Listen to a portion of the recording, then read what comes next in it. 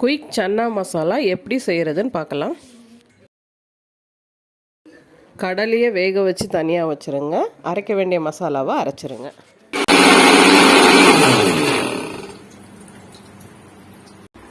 எண்ணெய் ஊற்றிக்கோங்க.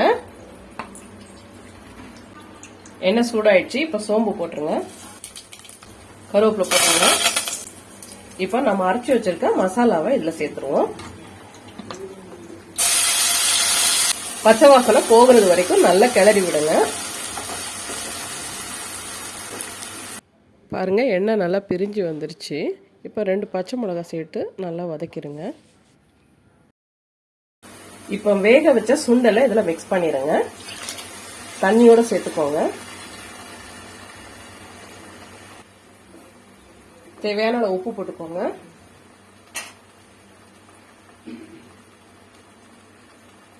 நல்லா மிக்ஸ் பண்ணி விடுங்க.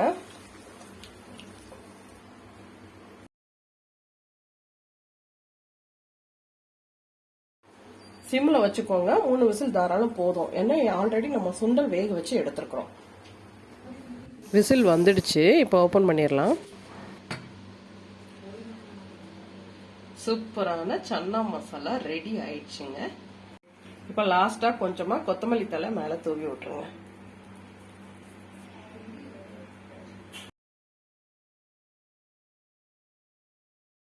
ரெடி ஆயிடுச்சுங்க. சப்பாத்தி, பூரி, இட்லி, தோசை, ஆப்பம், இடியாப்பம் எல்லாத்துக்குமே அவ்வளோ சூப்பராக இருக்கும். நீங்களும் ட்ரை பண்ணி பாருங்கள். தேங்க்யூ.